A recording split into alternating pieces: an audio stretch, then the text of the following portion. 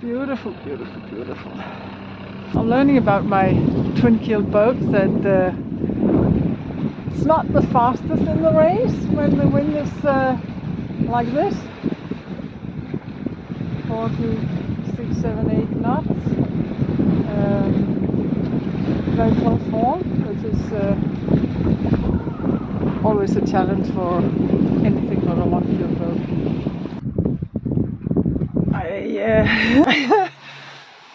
Days where I sort of think, oh, there's nothing I can do today, and then I sort of regain a lot of energy.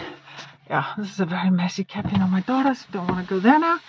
And then I have small projects. So today, or just before going somewhere else, I'll just put up this basket here, because as we are living 4 people on a boat, it's always a challenge to organize everything. But there's a lot of storage place in this boat.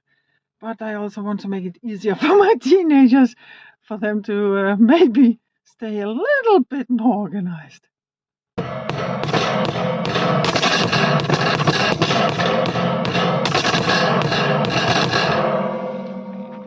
Small job done, and now I'll just have to vacuum clean, because whenever I take stuff away in here, it's dirty. I'm trying to organize everything so it becomes simpler. So here I have my vacuum cleaner, which is actually run on the same battery as my drilling, etc., etc. And I'm not sponsored by Makita, but over the years I've grown to trust the machinery from them.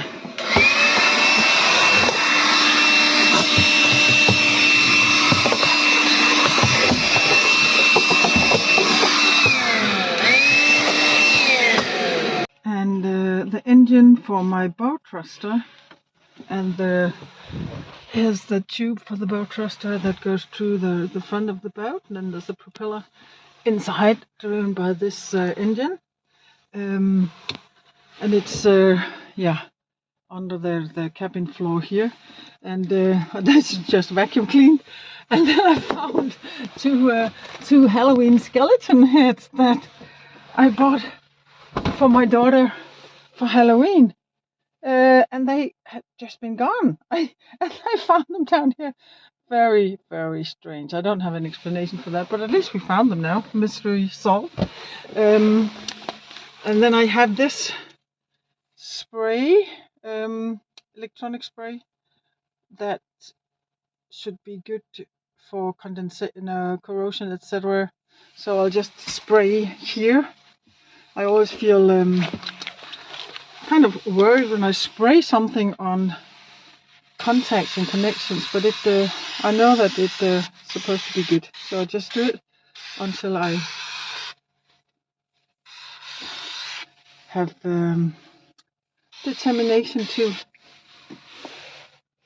massive contacts here to once I've serviced my winches outside, then I'll start Googling on YouTube to see how I maintain this part of my boat, because it's always good with a boat thruster. I like sailing my boat into spaces, but it's nice in emergencies to have the boat thruster. One of my big concerns when I was was kind of confronted with choosing to become a liveaboard and then plan long distance sailing, was how to wash our clothes. I could eventually install a washing machine on my boat, but then you have the extra complications of more electricity, more power use, utilization, etc., etc. So that was kind of one of the headaches. But at this harbor, we have really great facilities in this big old storage building, which is modernized. Those of us who live on the harbor, we have a chip like this, and then I can just keep myself in here. And then we have modern, very warm shower rooms, and also washing machines and dryers.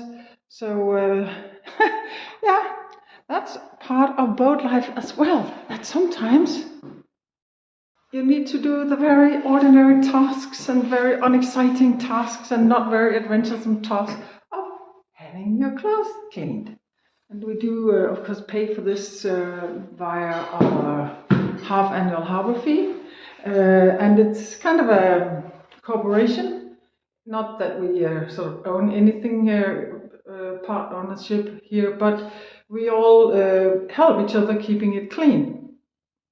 So there's a storage facility here with everything we need to, help each other. The 10 sort of boats that live here year round.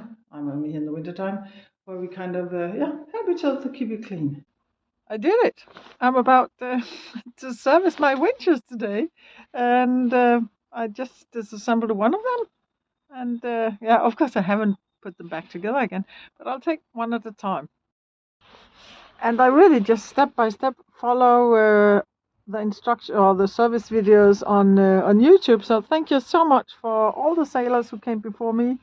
I really take it step by step, very easy right now, because I can just follow your video. So thank you so much. I just finished servicing the first winch ever in my entire life. It's kind of embarrassing. It's my fourth boat. I'm 61 years old, and I never ever even considered servicing a winch. So if there's anybody out there who feels the same way, then now I can do it thanks to YouTube and all the other people who went before me. And I'll just share a little gratitude with you. When I was writing that I was sort of overcoming my resistance to service my winch, one of my subscribers, and I will not mention your name because I don't know if you want to remain anonymous, but you gave me this really good tip of putting some kind of a towel or a cloth behind the winch so that if I would drop something, it wouldn't fall into the water. And that's what I really love about this kind of community, that I learned so much. And I wouldn't have thought about this. And it would have been sort of a stress factor for me that if I lost, especially one of those very small, what do you call them? Well, whatever. So thank you so much. And I can then pass it on. And I have the same experience. I just bought a Norwegian cruising guide on the equivalent of eBay or Craigslist, the Blå Avis in Denmark. And the guy who sold in the book, he just wrote me a very long email with the list of all their extra equipment that he, over the years, sort of sailing single-handed on the Norwegian coast, that he had utilized. And things that I wouldn't know because I don't have that kind of experience yet. So I'm really so grateful for all the input from people who have more experience than I have. And I really do hope that me, taking your time by sharing the little bits and bobs of my journey and my life and how I do it, that maybe a few of you can gain some insight from my story. So in that way, it's a really great way to connect. It's very positive. I'm really I'm psyched. Thank you. This is the book that I purchased secondhand from Sven via Den Blå Avis, the Danish equivalent of Craigslist. And I am planning to sail for the next couple of years north. I can't sail continuously for years due to my children yet, but I'll go north. So also my plan this summer is to go as far north as possible. And I'm sort of preparing by watching all the YouTube videos that I can find about the stretches in Norway that I want to sail eventually. And also learning or realizing that, look at the map of Norway. Look at how much coastline you have. You start kind of, this is the tip of Denmark, Skagen. I've been there. I've also been over here with my first 26 feet boat. And then if you start sailing Norway, to the coast of Norway, just look thousands of kilometers of islands, rocks, fjords to explore. On top of that, you have sort of you have Svalbard and you have Jan Mayen. You have some really interesting islands out here. And then I always buy paper maps for the areas that I go to, just in case, and also to sort of gain an overview. But looking at paper maps for this area, I just get, first of all, very confused, but then also it's going to ruin me. So I started out looking for a recommendation for a guidebook, and searching again on the internet. Many people recommended this, and also Sven, as I told you previously, recommended some more resources. And I think at least this one or another one, I'll get back to that once I start planning more sort of realistically instead of just the the big picture right now. Um, there's also with one of the guidebooks, they have uploaded a lot of waypoints that you can access free. So that's a very good start. And what it also does for me is sort of I'm already now sort of mentally preparing for this is where I want to go. So it's not going to be too overwhelming. So thank you very much, Swen, for this beautiful, absolutely almost untouched book. Only casualty from my first ever wind service was or is a broken toothbrush. Scrubbing maybe 10 years of dirt off and fat and what do I know. But that's not too bad, I find. When I woke up, the sun was shining, and yesterday was such a bright day. That's where I sort of started servicing my first winch. And when I woke up this morning, it was really great weather. But luckily, I took the weather forecast, and already now it's obvious that it's going to really become extremely windy today. Up to cooling in Danish, which is really storm. Almost, not quite hurricane, but really the strongest weather that you might get in Denmark. I don't really not know what time it's gonna start in this harbor, but well, I'll have to do something else today. Again, sounds like something I've said before, doesn't it? Now I am on my way to Næstved, the closest town where I can buy equipment for my boat. So I'll go there and buy some. It's a fluid that converts rust into sort of an iron material, and I need that for the turbo on my engine. It's very rusty on the outside, so I don't want to know how it looks on the inside, but I can renovate it on the outside at least. And I learned to use this fluid when I had my steel boat, and it's really, really good. I'll show you. This is the stuff that I use when something is so rusted that I don't just want to use something that removes the rust. Having my former steel boat, there were places that if I had removed the rust, I would even have made the damage bigger. So I think it was my brother who was renovating old cars who recommended this, and I thought it can't be true. But it literally sort of transforms rust. You just clean it slightly, all the loose flakes you take off with a brush or something, and then you put this on with a brush. This is a small bottle, but you can get them from different brands and in bigger quantities as well. And it works. I also used it when I was renovating my horse trailer, so it really really works. And in the years that I had my steel boat, the places that I repaired with this, um, they were just as strong as almost as new, the metal. So what I'll do with my turbo, it's very rusted on the outside, and for now I'm not prioritizing to exchange it.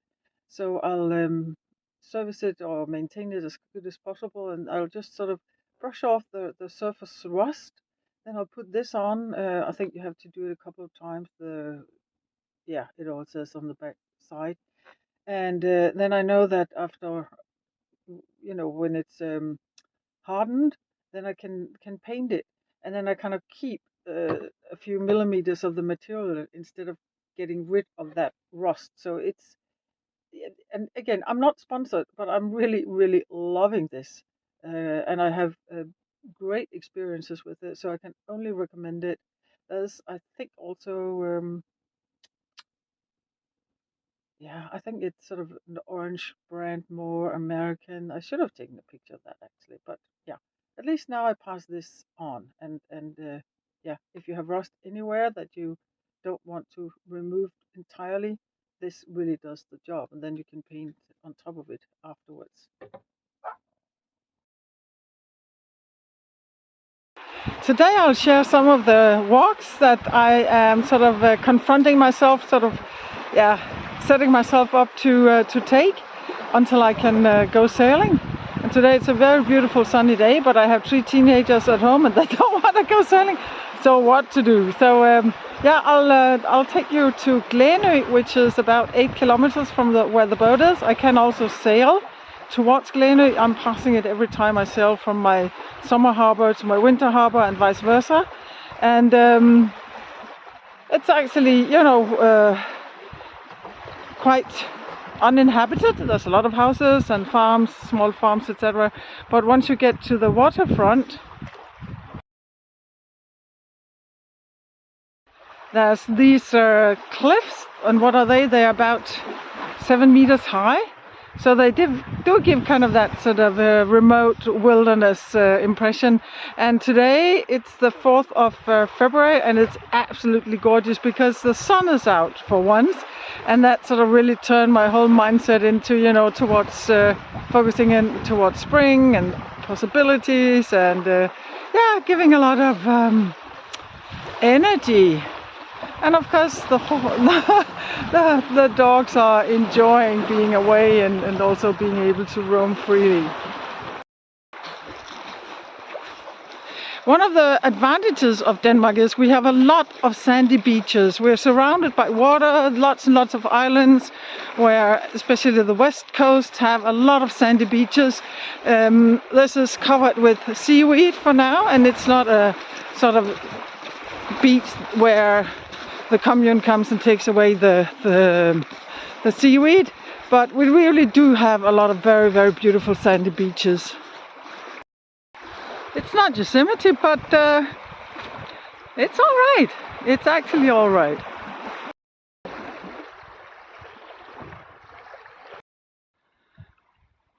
This is actually really beautiful, and just like human beings, it's so obvious that the dogs, they really need new stimulations. They need new experiences to feel more sort of invigorated.